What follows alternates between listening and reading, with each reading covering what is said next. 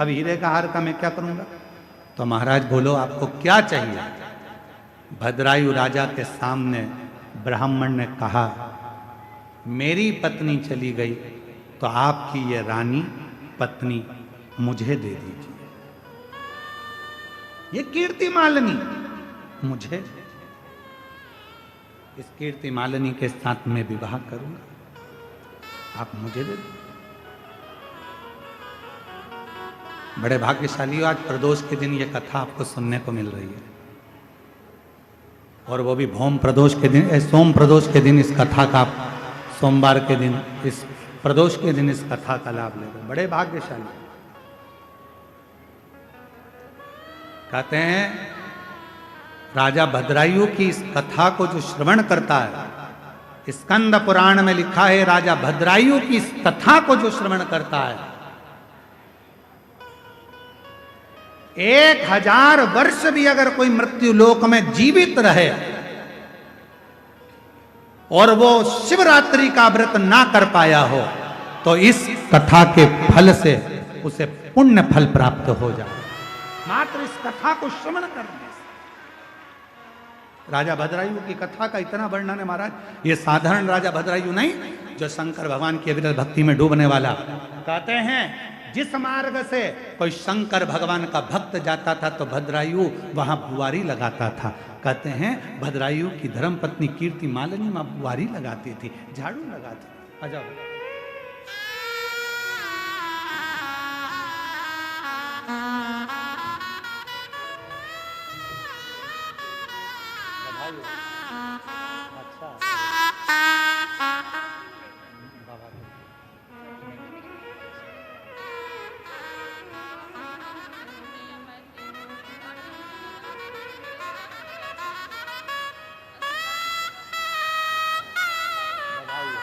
बहुत बहुत बधाई हो। एक बार जोरदार ताली बजाओ तीनों भाई बहन की।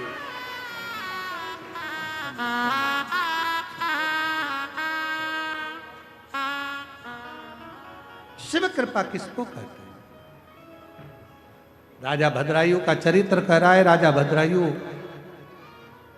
हर तरह से, राजा भद्रायु हाथ जोड़कर कह रहे हैं आपको क्या दूं राजन, जो जिसके नेत्र चले गए हैं उस नेत्र विहीन को यदि तुम हीरे का हार दोगे, ये गाड़ी, ये बंगला, ये धन, ये दौलत, ये संपदा, ये सत्ता यदि आप दोगे तो वो किस काम का?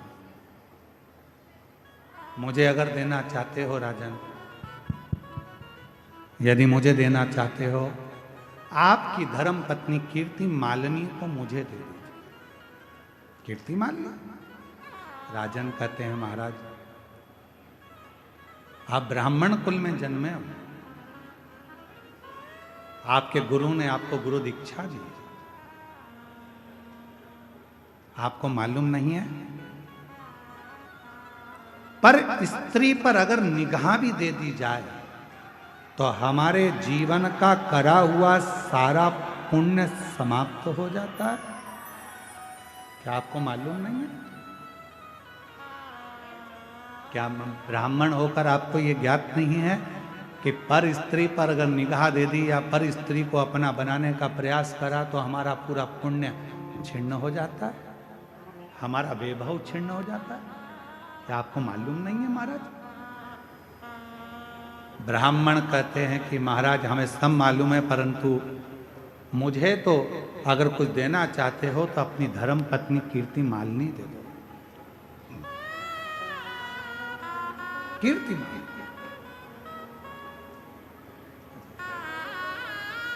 महाराज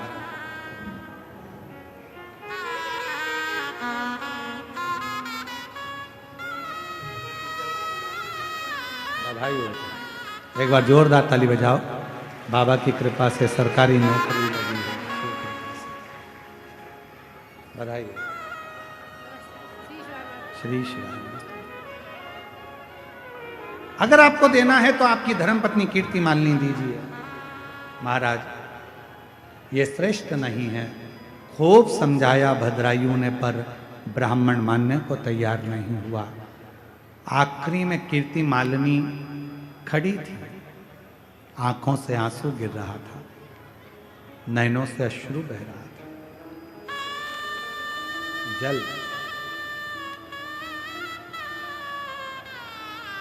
नैनों से आंसू बह रहा।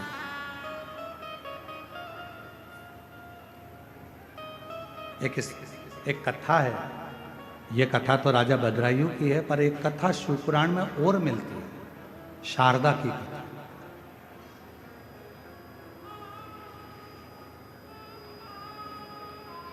कई लोगों के हृदय में प्रश्न अड़ जाता है। कई लोग हमारे पास में आकर प्रश्न करते हैं, आप कहते हो 50 साल की स्त्री हो गई, उसको बच्चा कैसे हो सकता है? कई लोग कह देते हैं कि वो जब उसका रजो धर्म ही नहीं आ रहा तो उसको बच्चा कैसे हो सकता है? आप कहते हो 40 साल शादी को अगर उसको बच्चा हो गया, ये कैसे हो सकता है? कई लोगों के दिमाग में ये प्रश्न पड़ा रहता है। तो मैं उनसे निवेदन करूंगा, एक बार स्कंद पुराण और एक बार शिव महापुराण को गीता प्रेस गोरखपुर की लेकर आना, पूरा पढ़ना। उस शिव पुराण में एक चरित्र ऐसा भी आता है, शारदा देवी का चरित्र आता है, जो शारदा जिसका विवाह हुआ और विवाह की रात्रि को ही, विवाह का रात्रि का समय था, संध्या पड़ रही थी, पति पत्नी को कक्ष में छोड़कर बाहर पानी लेने गया था और उसके पति को सर्प डस लिया था। शारदा का चरित्र। और पति मर गया विवाह की प्रथम रात्रि पर।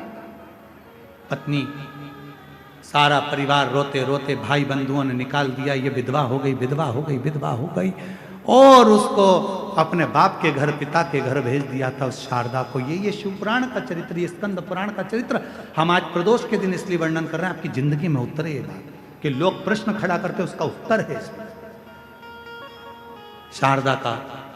शारदा अपने मायके चली गई, बाप के घर रहने लगी। 3 भाई थे, भाभी थी। आज भैया भाभी कहीं चले गए थे। एक नेत्र से विहीन एक मुनि अपने शिष्य के साथ उस शारदा के घर आ गए थे। शारदा ने सेवा करी, मुनि ने आशीर्वाद दे दिया, एक विद्वान पुत्र तुम्हारे गर्भ से जन्म ले, तुम्हारे पति के माध्यम से, तुम्हारे पति के द्वारा एक विद्वान पुत्र जन्म ले। शारदा ने मुनि का हाथ पकड़ा, बाबा क्या कह रहे हो? मेरा पति मरे हुए सालों हो गए और मैं विधवा, मेरा पति चले गया, तुम कह रहे हो मेरे पति के द्वारा मुझे बच्चा होगा? कैसे होगा? मुनि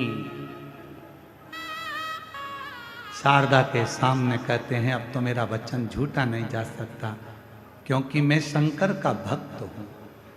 शिव का भजन करने वाला यदि अपनी वाणी से एक बार कह देता है तो उसको तो शंकर को भी पूरा करना पड़ता है, वो उसको स्वीकार कर। शिव को भजने वाला यदि अपने मुख से एक बार कह दे, कई लोग कहते हैं आप कह दे तो ऐसा हो गया, आप कह दे तो वैसा हो गया, आपकी बात शंकर जी रख लेते। शंकर का भक्त यदि कुछ कहेगा तो उसकी लाज देव अधिदेव महादेव को रखना ही पड़ेगा, रखना पड़ेगा। मुनि ने कहा मैंने वर दे दिया, अब तो ये सिद्ध होगा।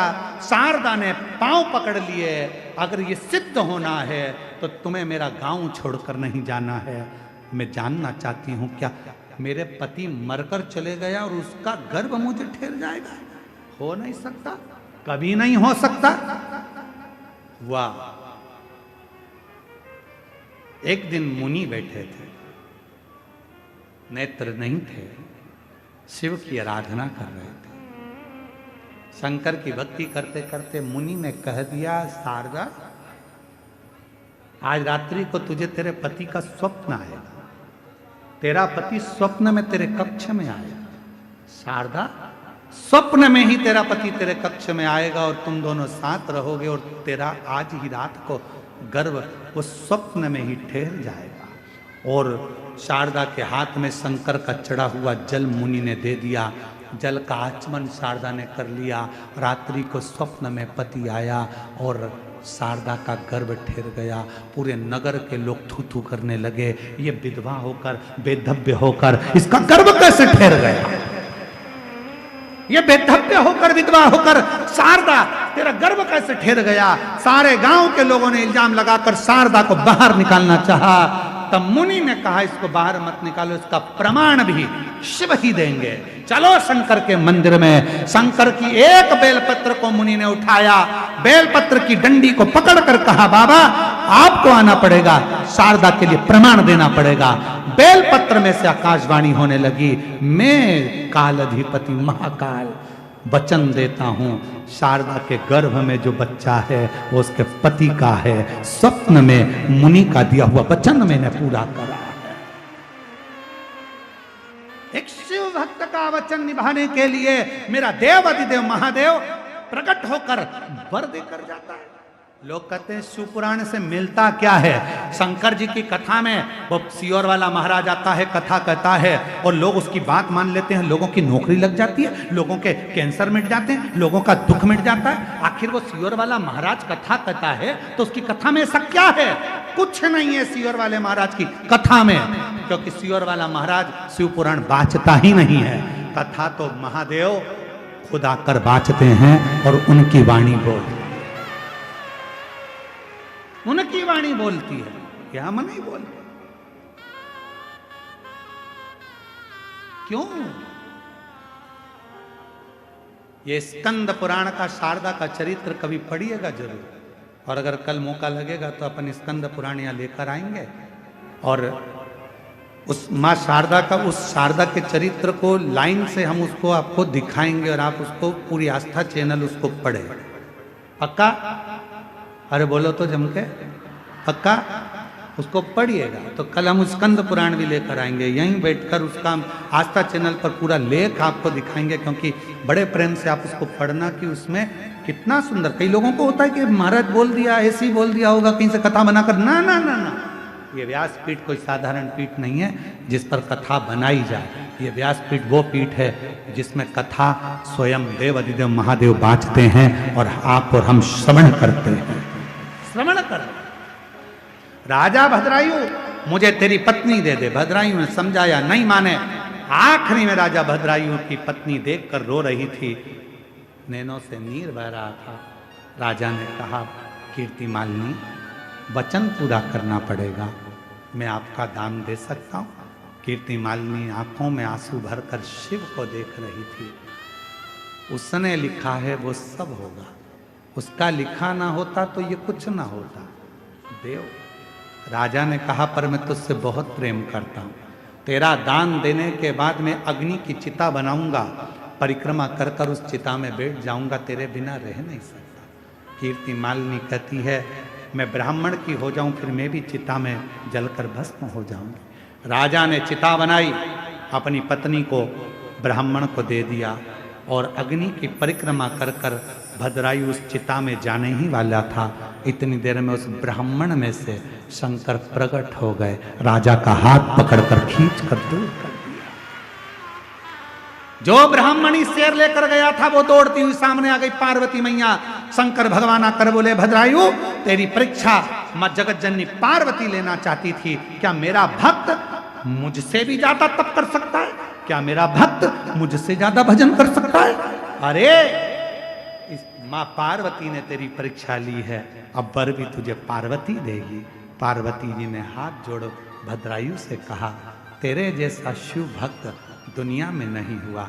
राजन, वर देती हूं, मृत्यु लोक में अगर कोई मनुष्य तेरी इस कथा को श्रवण कर लेगा, उसने जिंदगी में कोई व्रत नहीं करे होंगे, कोई दान नहीं करा होगा, तो भी उसको सारे व्रतों का पुण्य और सारे दानों का पुण्य प्राप्त हो जाएगा।